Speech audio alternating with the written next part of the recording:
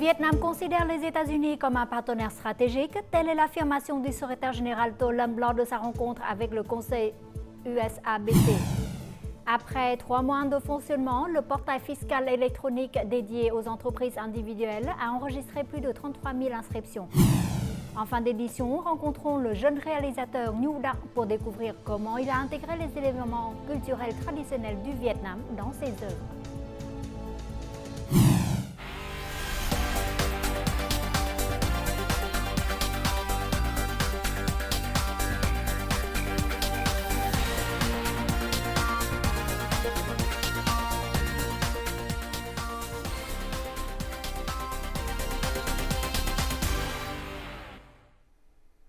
Mesdames et messieurs, bonjour et bienvenue au journal francophone.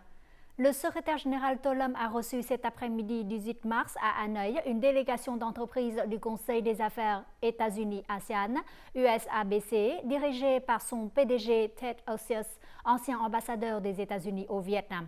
Le chef du PCV a hautement apprécié le rôle et les contributions pratiques de la communauté des affaires américaines en général et des entreprises de l'USABC en particulier dans la promotion et le renforcement de la coopération, des investissements et des affaires entre le Vietnam et les États-Unis. Il a souligné que le développement des relations bilatérales entre le Vietnam et les États-Unis a un impact positif sur les relations des États-Unis et avec l'ASEAN. Il a invité les entreprises américaines à renforcer leur engagement en faveur de l'ASEAN en soutenant l'unité, la coopération et la prospérité de la région. De son côté, Ted Osius et les représentants des entreprises américaines ont exprimé leur confiance dans le potentiel de développement du Vietnam. Ils ont affirmé leur engagement à continuer d'accompagner et de soutenir le Vietnam dans cette nouvelle ère. Ce mardi à Hanoï, le Premier ministre Phạm Minh Chính a présidé la première réunion du comité directeur gouvernemental pour le développement des sciences, des technologies, de l'innovation, de la transformation numérique et du projet 06. Le chef du gouvernement a appelé à une transition résolue vers des services publics proactifs au service des citoyens et des entreprises. Phạm Minh Chính a exigé la mise en place d'un programme national pour le développement des technologies et des industries stratégiques. Ce programme inclura la création de centres de recherche et d'essais, ainsi que de laboratoires nationaux de référence dédiés aux technologies clés. Il est également essentiel de développer de grandes entreprises technologiques nationales afin de renforcer les infrastructures numériques, les compétences numériques, les données, les technologies stratégiques et la cybersécurité. Le Premier ministre Phạm Minh Chính a aussi présidé ce mardi 18 mars une réunion en ligne entre la permanence du gouvernement et les ministères, les branches et les localités pour éliminer les difficultés et les obstacles et promouvoir le projet de l'autoroute Châu Đốc - Cần Thơ - Sóc Trăng. Le chef du gouvernement a exhorté les provinces du delta du Mekong, notamment An Giang, Hậu Giang, Sóc Trăng et Cần Thơ, ainsi que les entreprises impliquées dans ce projet à renforcer leur coopération pour garantir le respect des délais et assurer la qualité des travaux. Il a ordonné de régler les difficultés en termes de libération du terrain, de matériaux de construction, de ressources humaines, d'équipements et de machines. D'une longueur de plus de 188 km, cette autoroute à 4 voies traversera 4 provinces et villes. Les travaux débutés en juin 2023 devraient aboutir à une mise en service partielle en 2026 et une exploitation complète en 2027.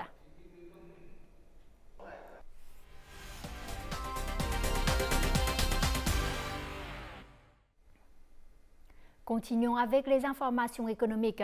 Au cours des premiers mois de l'année, l'indice des prix à la consommation IPC a augmenté de 3,27% par rapport à la même période l'année dernière. Cette augmentation s'inscrit dans le scénario attendu où les prix augmentent naturellement pendant le test puis se stabilisent. Toutefois, d'ici la fin de l'année, de nombreuses pressions potentielles subsistent, nécessitant un bon contrôle de l'inflation tout en favorisant les ressources pour une croissance économique plus élevée. Les aliments, en particulier le porc, connaissent une forte inflation. Une augmentation de 10% des prix du porc a fait augmenter l'indice des prix à la consommation de 0,34 points de pourcentage en raison d'une pénurie d'offres, tandis que la demande des consommateurs a augmenté pendant les vacances et le thé. Ces derniers jours, le porc a commencé à atteindre les points de vente, ce qui a entraîné une baisse progressive du prix dans certains endroits. La semaine dernière, le prix du porc était de 80 000 dong par kilogramme, mais ces derniers jours, le prix a baissé à 76 000 dong par kilogramme. La demande reste assez faible, car les gens ont tendance à se serrer la ceinture. L'indice récent des prix à la consommation n'a pas été pleinement reflété. Lorsque le pouvoir d'achat rebondira, ce sera une variable à surveiller de près dans les scénarios d'inflation.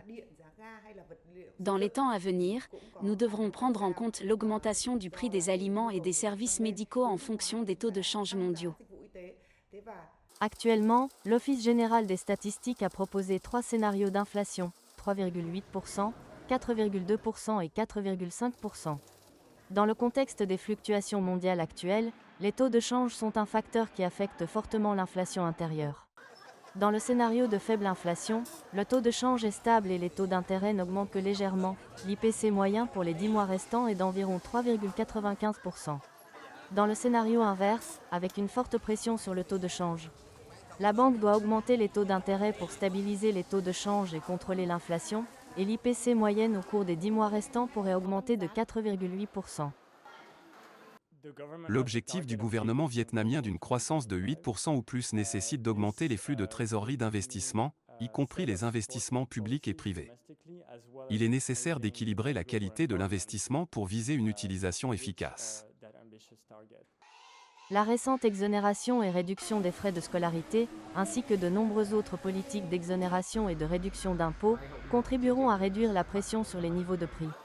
Le Vietnam a réussi à maintenir l'inflation en dessous de 4% pendant des décennies. Il s'agit d'une bonne prémisse pour un contrôle efficace de l'inflation cette année et les années suivantes. Selon le département des impôts, les recettes fiscales liées au commerce électronique ont connu une augmentation impressionnante en février.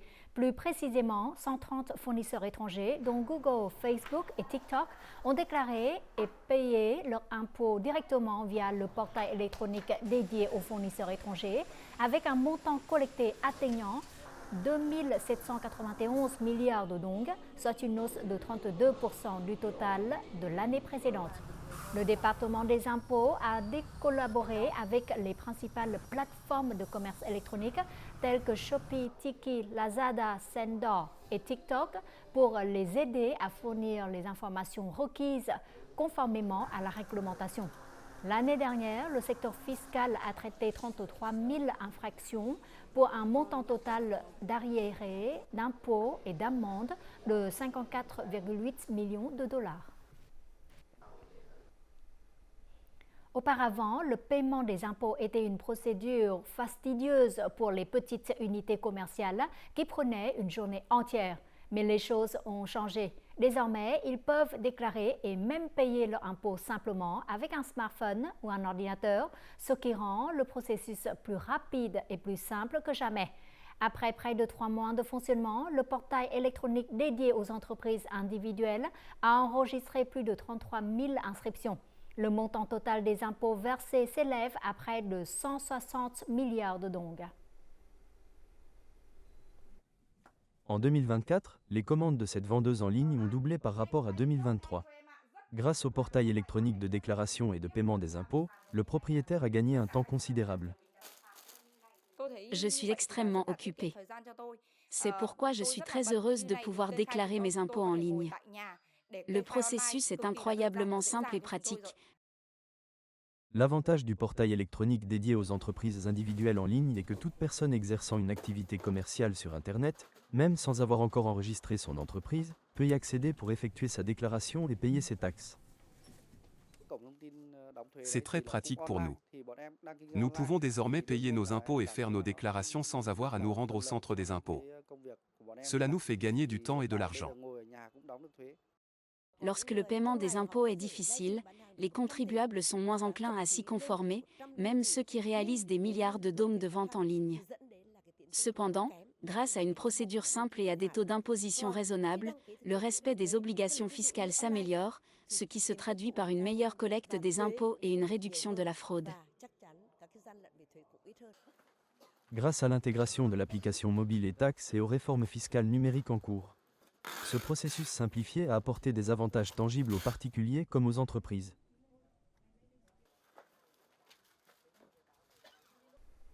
Récemment, une série d'incidents liés à la qualité des produits agricoles a suscité de l'inquiétude au sein du public. De nombreuses solutions ont été proposées, notamment le programme de coopération pour le contrôle de la qualité des produits, communément appelé coche verte de la responsabilité. Lancé par le comité de pilotage de la campagne Les Vietnamiens privilègent les produits vietnamiens, ce programme met en relation les fournisseurs et les détaillants pour favoriser le contrôle conjoint de la qualité des marchandises. Et après un an de mise en œuvre, cette initiative a obtenu des résultats palpables. Dans ce supermarché, il y a un symbole supplémentaire sur l'emballage des légumes et des fruits. Il permet aux consommateurs d'identifier les produits qui participent à l'initiative Coche verte de la responsabilité. Lancé en mars dernier, ce programme aide les fournisseurs et les distributeurs à contrôler conjointement la qualité des produits. Dès que je vois une coche verte de responsabilité, je sais immédiatement que ma sécurité est garantie lorsque je consomme ce produit.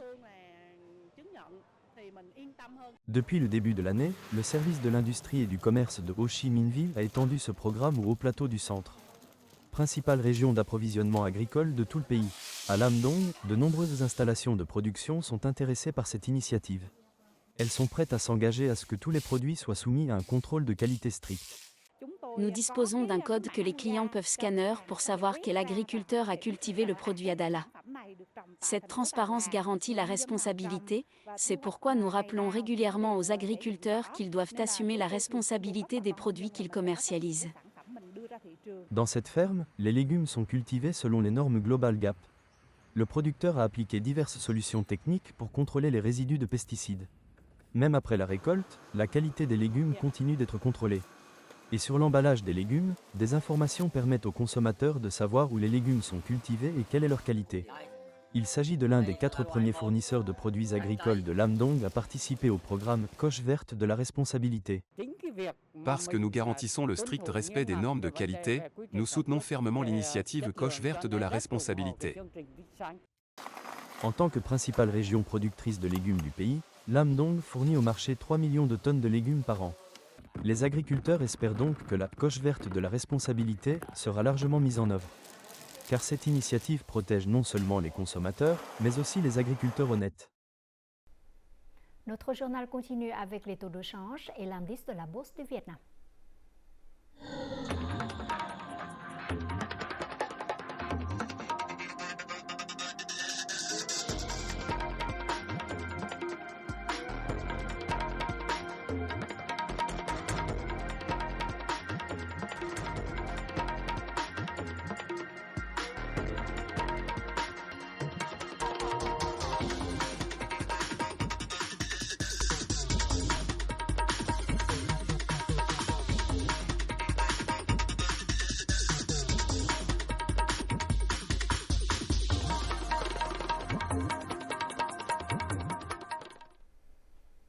La région des hauts plateaux du centre entre dans la période de pointe de la saison sèche. Certaines zones situées en dehors du système d'irrigation ont souffert de pénurie d'eau locale. Dans la province de Lam Dong, depuis le début de l'année, cette localité a pris des mesures proactives pour répondre à la sécheresse et protéger les zones de culture, en particulier celles à forte valeur économique. État de lieu. Les moyens de subsistance et les revenus de la famille de M. Nguyễn Văn Ninh dépendent entièrement de ce jardin de durian de plus de 2 hectares.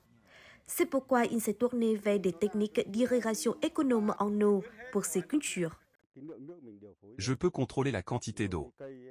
Par exemple, lorsque la plante a besoin de beaucoup d'eau, nous augmentons le temps d'arrosage puis réduisons la quantité d'eau. La commune de Hoa Nam compte à elle seule plus de 3000 hectares de terres cultivant des cultures à haute valeur économique. L'année dernière, il y a eu une grave sécheresse ici. Cette année, les jardiniers ont stocké de l'eau de manière proactive pour les mois à venir. Je récupère l'eau de pluie pour arroser mes plantes et creuse des étangs pour avoir de l'eau pour l'irrigation pendant la saison sèche. Les gens partagent les ressources en eau entre eux. Le système d'étangs, de lacs, de rivières et de ruisseaux est également utilisé. À Lâm Đồng, il existe un risque qu'environ 11 000 hectares de terres de production manquent d'eau pendant la saison sèche de cette année. Des scénarios de réponse à la sécheresse ont été élaborés. Chaque ménage stocke l'eau et l'arrose avec parcimonie. Nous avons mis en place un mécanisme politique visant à soutenir l'irrigation économe en eau pour les cultures clés, le thé, le café et les arbres fruitiers. Lâm Đồng possède plus de 52 000 hectares de terres cultivées, appliquant des méthodes d'irrigation avancées et économes en eau. De nombreux agriculteurs ont constaté les avantages de l'économie d'eau pour protéger leurs jardins de la sécheresse. Ceci est très important dans les hauts plateaux du centre, qui sont sujets à la sécheresse. Pour la première fois, le Vietnam figure parmi les 20 pays ayant la connexion Internet mobile la plus rapide au monde.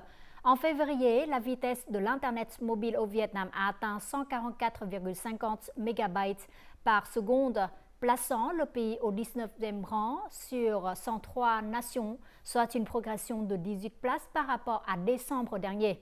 3 entreprises de télécommunications, Viettel, VNPT et Mobifone, prévoient de déployer au moins 20 000 stations BTS 5G chacune cette année afin d'accélérer le déploiement du réseau 5G. La croissance des infrastructures de télécommunications à la large bande mobile constitue l'un des piliers essentiels permettant au Vietnam de réaliser des avancées majeures en matière de sciences, de technologie, d'innovation et de transition numérique nationale. Le Vietnam est célèbre pour son grand nombre de reliques réparties dans toutes les provinces et villes. Actuellement, l'application de la numérisation contribue non seulement à une gestion efficace, mais constitue également un moyen de préserver les souvenirs contre les rigueurs du temps. Pour en savoir plus sur un monument ou une anecdote historique, il suffit désormais aux visiteurs de scanner un code QR. Plus de 70 ans se sont écoulés, mais les marques historiques de la victoire de Dien Bien Phu sont toujours préservées dans ce musée. Aujourd'hui, la numérisation redonne vie à chaque document et à chaque relique. Près de 1000 artefacts ont des versions numériques, ouvrant une approche complètement nouvelle. Grâce au code QR, je peux non seulement voir mais aussi comprendre plus en profondeur les événements historiques. La simulation 3D m'aide à voir clairement chaque détail de l'artefact. Une expérience très différente. Plus de barrières linguistiques, les visiteurs internationaux peuvent lire et comprendre l'histoire de chaque artefact. J'ai visité de nombreux musées de guerre à travers le monde. Pour les touristes comme moi, le plus important est de comprendre les artefacts et les histoires qui se cachent derrière eux. Vous avez fait un bon travail à ce sujet, j'ai eu une excellente expérience. La numérisation permet de donner vie aux expériences et de préserver les souvenirs au fil du temps. Les documents numérisés en 2D et les artefacts en 3D peuvent être facilement recherchés. L'histoire ne dort plus dans les pages des livres ou dans des vitrines. La technologie donne vie au passé pour que les générations futures puissent le toucher, le comprendre et s'en souvenir.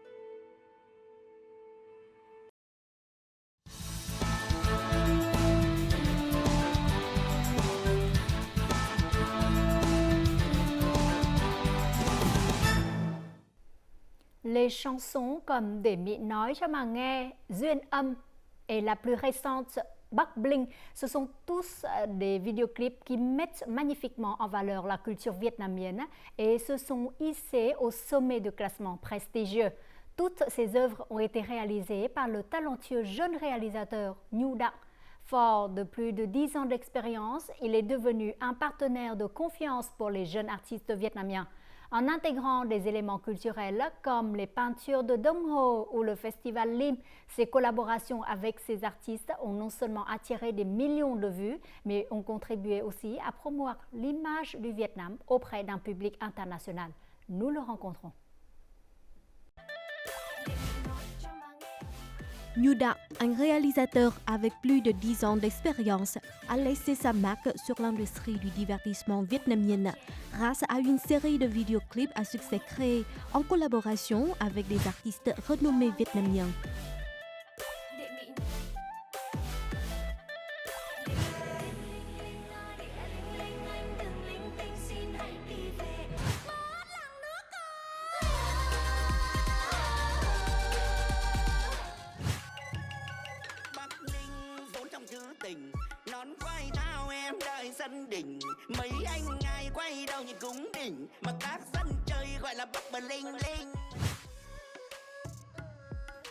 Son style caractéristique alliant humour et esprit à des éléments de la culture vietnamienne a captivé le public et les professionnels.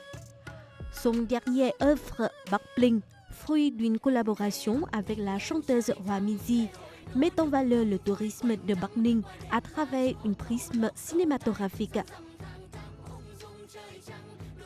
Ce mélange magistral de musique moderne et de beauté culturelle traditionnelle a propulsé le clip au premier rang des tendances 24 heures après sa sortie, devenant ainsi l'un des clips les plus populaires sur YouTube au monde. Le style narratif de Nhu Dac intègre souvent des images symboliques issues des traditions vietnamiennes, combinées à des couleurs vives, reliant les éléments traditionnels et modernes. Bonjour Nhu Dac, félicitations à toute l'équipe.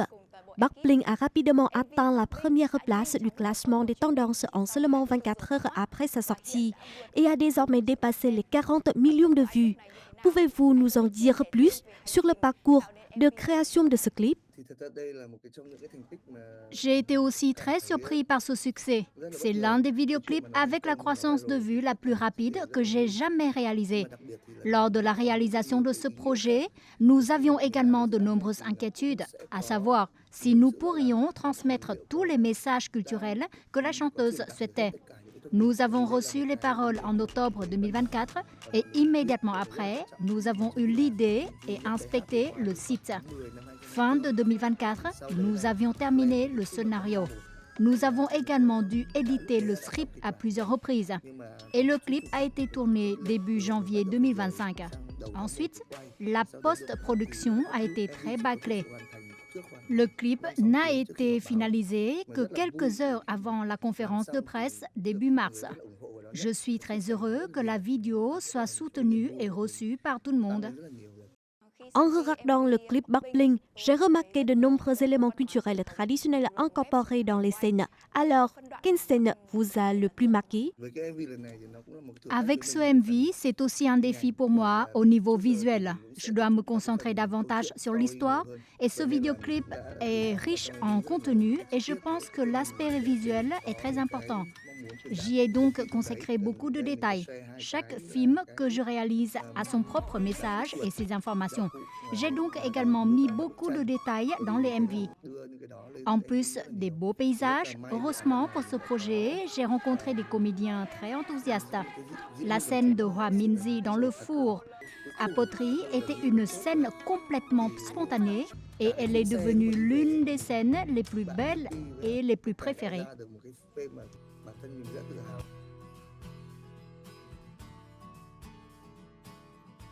Né dans une famille d'artistes, Nhu Dac a débuté sa carrière en tournant des clips pour sa mère.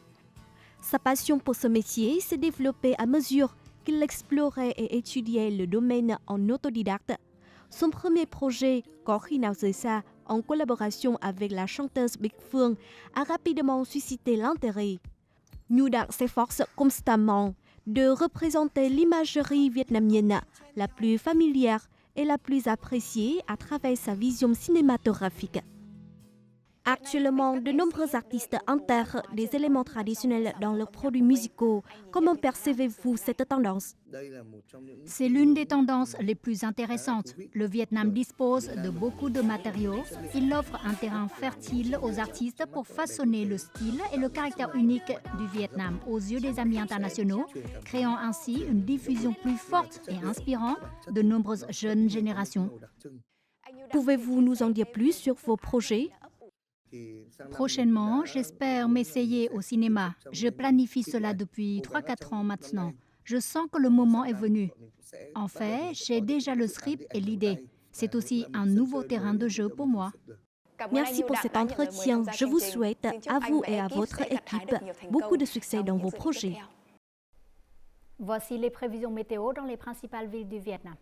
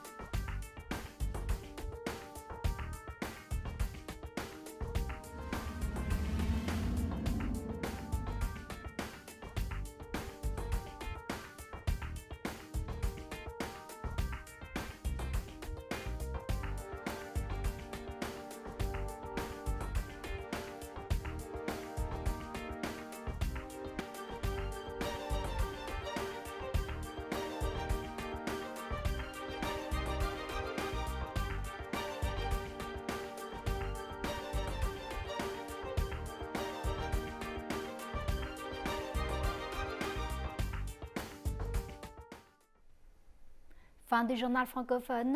Merci pour votre attention. Au revoir et à très bientôt sur VTV4.